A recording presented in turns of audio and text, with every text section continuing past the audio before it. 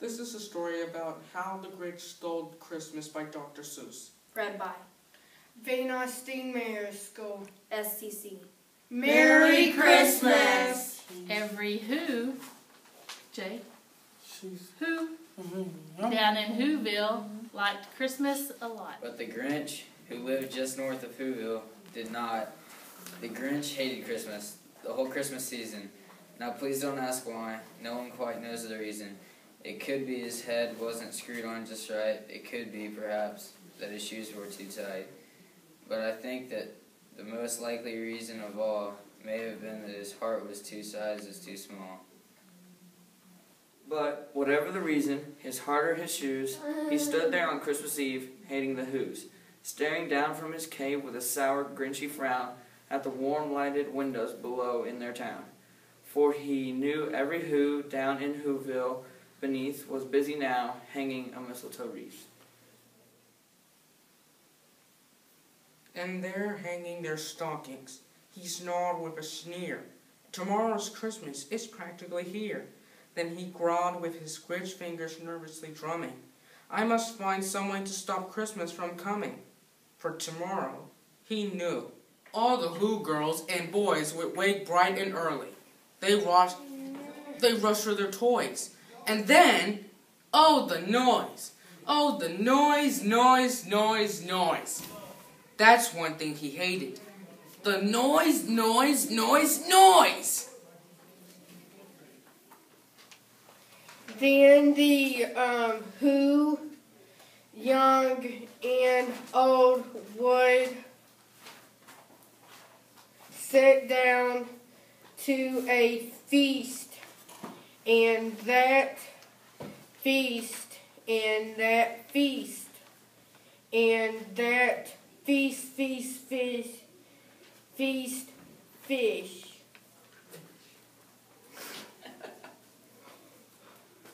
Then would feast on Who, the pudding and roast beef,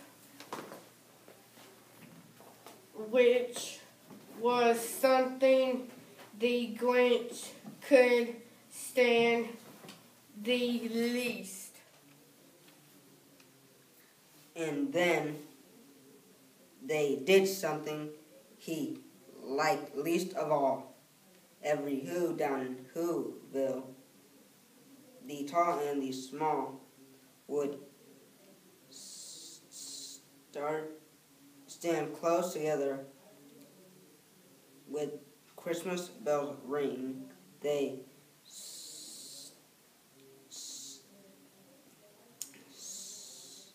stand hand in hand. The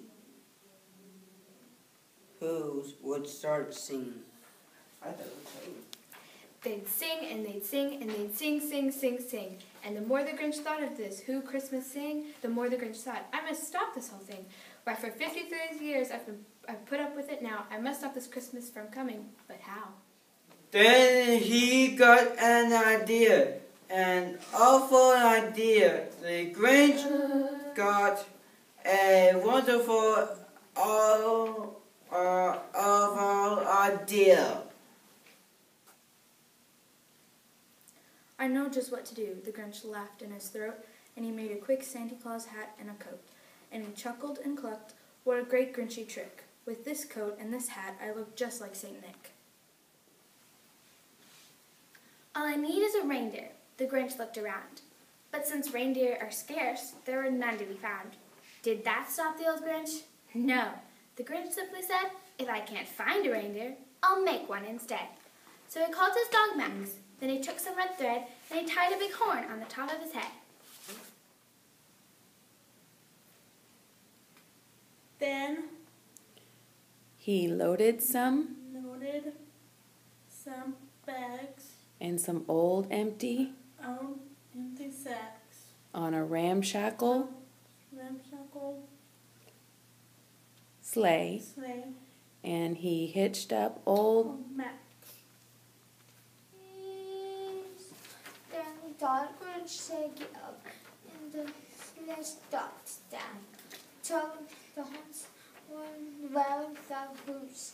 The dancers in the third of town. All their windows were dark, quiet snow filled the air. All the who's were dreaming sweet dreams without care. When they came to the first little house on the square, "This is stock number 1, the old Grinchy Claus hissed, as he climbed to the roof, empty bags in his fist. Then he slid down the chimney, a rather tight pinch, but if Santa could do it, then so could the Grinch. He got stuck only once, for a moment or two, then he stuck his head out of the fire flue, where the little Who stockings all hung in a row. These stockings, he grinned, are the first to go. Then he slithered and slunked, with a smile most unpleasant, around the whole room, and he took every present. Pop guns and bicycles, roller skates, drums, checkered boards, tricycles, popcorns, and plums, and he stuffed them in bags. Then the Grinch very nimbly stuffed all the bags, one by one, in the chimney. 600 feet. Then he slunk to the icebox. He took the Who's feast. He took the Who pudding. He took the roast beast. He cleaned out that icebox as quick as a flash. Why, the Grinch even took their last can of Who hash. Then he stuffed all the food up the chimney with glee, and now, grand the Grinch, I will stuff up the tree. And the Grinch grabbed the tree. As he started to shove, he heard a small sound, like a coo of a dove. He turned around fast as he saw the small Who, little Cindy Lou, who was not more than 2. The Grinch had been caught by this tiny Who daughter, who'd gotten out of bed for a cold cup of water. She stared at the Grinch, said, "Santa Claus, why? Why are you taking our Christmas tree? Why?" But you know that old Grinch was so smart and so slick, he thought up a lie, and he thought it up quick. Why, my sweet little tot, the fake Santa Claus lied. There's a light on this tree that won't light on one side. So I'm taking it home to my workshop, my dear. I'll fix it up there, then I'll bring it back here. And his fifth folded the child. Then he patted her head, and his got her a drink, and he sent her to bed. And when Handy Lou, who sent to bed with her cup, he went to the chimney and stuffed the tree up. Then the last thing he took was the dog for their fire. Then he went up the chimney himself. Then the old liar on their wall, he left nothing but a hook and some wire.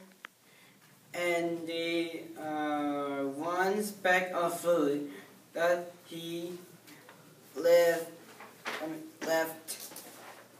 in the house was a crumb, but was even too small for a mouse. Then he did the same thing to those houses.